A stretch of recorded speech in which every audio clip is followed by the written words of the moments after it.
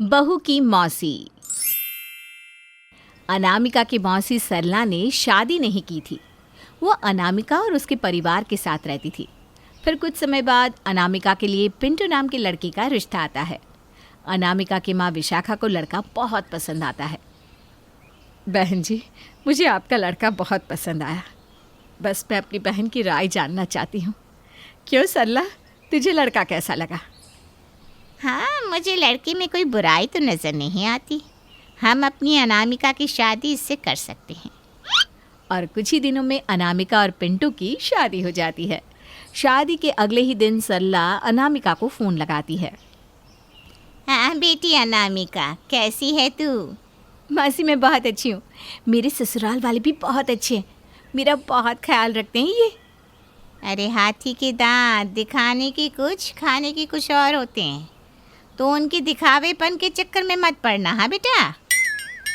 मैं कुछ समझी नहीं मौसी।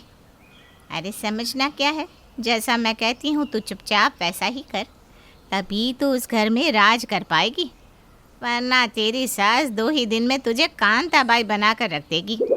उसके बाद सरला अनामिका को अपना प्लान बताती है। फिर उसी शाम अनामिका की सास नंदिनी उसे खाना बनाने के लिए कहती है। मम्मी जी, आज तो पैरों में बहुत दर्द हो रहा है। मैं रसोई में खड़े होकर खाना नहीं बना पाऊंगी। नंदिनी फौरन अपने कमरे से दवाई लाकर अनामिका के पैरों में लगाने लगती है। अब तू आराम कर बेटा, मैं खाना बना लेती हूँ। उसके बाद नंदिनी रसोई घर में खाना बनाने चली जाती है। तभी सरला का फ़ोन आता है। क्या हुआ, जैसा सिखाया था वैसा किया ना तूने? हाँ मौसी, मैंने पैर दर्द का बहाना बना लिया, लेकिन मेरी सास ने तो ज़रा भी गुस्सा नहीं किया। उल्टा वो मेरे पैरों पर दवाई लगाकर रसोई घर में खाना बनाने चली गई। लगता है तेरी सास पुरानी खिलाड़ी है, वो इतनी जल्दी अपना मुंह नहीं खोलेगी। खैर, तो चिंता मत कर, मेरे पास एक से बढ़कर एक प्लान है जिससे तू उस घर पर राज करने लगेगी। अगले दिन से अनामिका रोज़ कोई ना कोई बहाना बनाकर सारा काम नंदिनी के ऊपर डाल देती थी। फिर एक दिन बुढ़ापे की वजह से नंदिनी बहुत बीमार पड़ जाती है। अनामिका, तुम्हारे रहते हुए आखिर माँ को घर के सारे काम क्यों करने पड़ते हैं? तुम्हें ऐसी कौन सी बीमारी हो गई है जो तुम अपने कमरे से बाहर भी नहीं निकलती? तुम घर में पत्नी लाए हो या नौकरानी? अगर थोड़े दिन तुम्हारी माँ घर के काम कर लेगी तो ऐसी कौन सी आफत आ जाएगी? और हाँ, दोबारा मुझसे ऊंची आवाज़ में बात मत करना। मैं कोई पुराने ज़माने की गुड़िया नहीं हूँ, मैं आज के ज़माने की लड़की हूँ, समझ गए? इस तरह अनामिका बात बात पर अपने पति से झगड़ा करने लगती है। कुछ समय बाद पिंटू के छोटे भाई जीतू की शादी होती है, लेकिन सरला के भड़काने पर अनामिका बेवजह रोज़ किसी न किसी बात को लेकर अपनी देवरानी कोमल से भी लड़ाई करने लगती है। मम्मी जी, उस छोटे कमरे में मेरा दम घुटता है, इसलिए मैं अपना कमरा बड़ा करना चाहती हूँ। आप बगल वाली दीवार तोड़वा दीजिए ताकि मेरा कमरा बड़ा हो जाए। लेकिन बहू, उस कमरे में तो छोटी बहू कोमल रहती है, वो कहाँ जाएगी? मुझे क्या पता, मैं उसका ठेका लेकर नहीं बैठी हूँ। उसके लिए आप छत पर छोटी सी झोपड़ी बना दीजिए। भाभी, ये गलत बात है। इस घर में हम दोनों भाई का बराबर अधिकार है। आप इस तरह मेरी पत्नी की बेइज्जती नहीं कर सकती। देवर जी, तुम्हारी इन बातों का मुझ पर कोई असर नहीं होने वाला। अगर तुम सबने मेरी बात नहीं मानी तो मैं सबका जीना हराम कर दूंगी। इतना कहकर अनामिका अपने कमरे में चली जाती है। घर के सभी लोग शांत स्वभाव के थे। वो लोग घर में तमाशा खड़ा करना नहीं चाहते थे, इसलिए अनामिका के कमरे को बड़ा कर दिया जाता है। एक दिन नंदिनी के घर पर उसके रिश्तेदार आते हैं।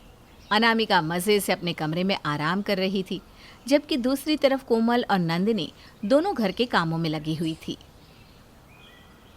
अरे नंदिनी, तेरी बड़ी बहू को क्या हो गया है? वो तो तुम दोनों के साथ जरा भी काम नहीं कर रही।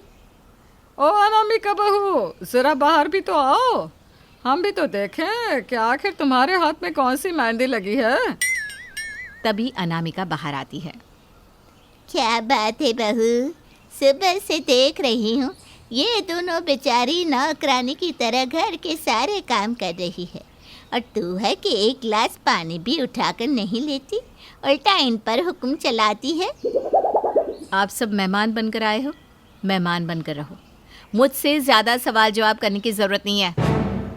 अनामिका की ये बात सुनकर दोनों औरतें बहुत चिढ़ जाती हैं और अनामिका को खरी खोटी सुना देती है। उसके बाद अनामिका अपने कमरे में जाकर अपनी मौसी को फ़ोन करके उसे सारी बात बता देती है।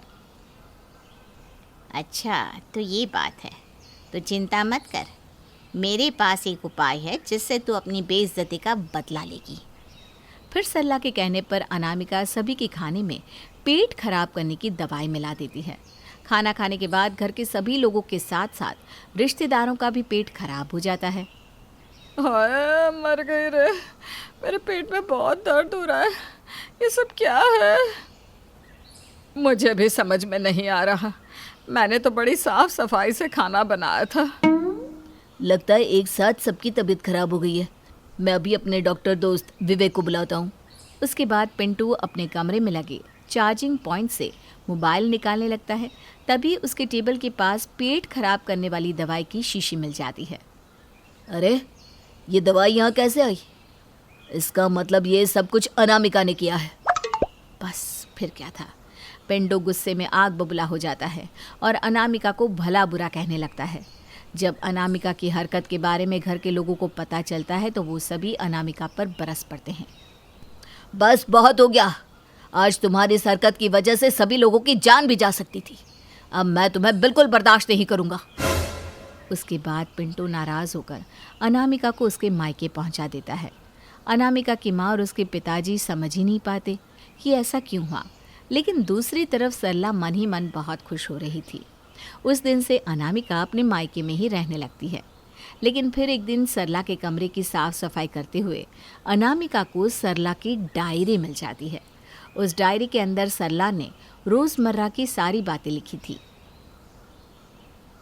आज अनामिका के ससुराल में लड़ाई करवा कर मुझे बहुत सुकून मिल रहा है। हे भगवान, इसका मतलब मौसी जानबूझकर मुझे भड़का रही थी ताकि मेरी शादी टूट जाए। उसके बाद अनामिका अपनी माँ और पिताजी को सारी बात बता देती है। वो दोनों सरला को बुलाकर उसे डांटना शुरू कर देते हैं। फिर आखिरकार चिढ़कर सरला कहती है, हाँ हाँ, ये सब मैंने किया है, क्योंकि सालों पहले जब जीजाजी घर पर आए थे तो वो मुझे देखने आए थे, लेकिन विशाखा तुझे देखते ही इन्होंने तुझे पसंद कर लिया। मेरे सारे सपने एक ही पल में चकनाचूर हो गए थे। उसी वक्त मैंने कसम खाई थी, जब तक मैं इस घर को पूरी तरह बर्बाद नहीं कर दूंगी तब तक मैं चैन से नहीं बैठूंगी। मैं तुझे अपनी बहन समझकर अपने घर में पाल रही थी, लेकिन तू तो डायन निकली, डायन। चल निकल इसी वक्त मेरे घर से। उसके बाद वो सभी सरला को वहाँ से भगा देते हैं। फिर अनामिका के माता पिता अनामिका को लेकर उसकी ससुराल पहुँचते हैं और उन्हें सारी हकीकत बता देते हैं। अनामिका भी अपने द्वारा किए गए बुरे बर्ताव की माफ़ी मांगते हुए अपनी सास के पैरों पर गिर जाती है। अनामिका की आंखों में पश्चाताप के आंसू देख घर के सभी लोग उसे माफ़ कर देते हैं और इस तरह सब कुछ ठीक हो जाता है। और उस दिन के बाद से अनामिका हंसी खुशी अपने ससुराल में रहने लगती है।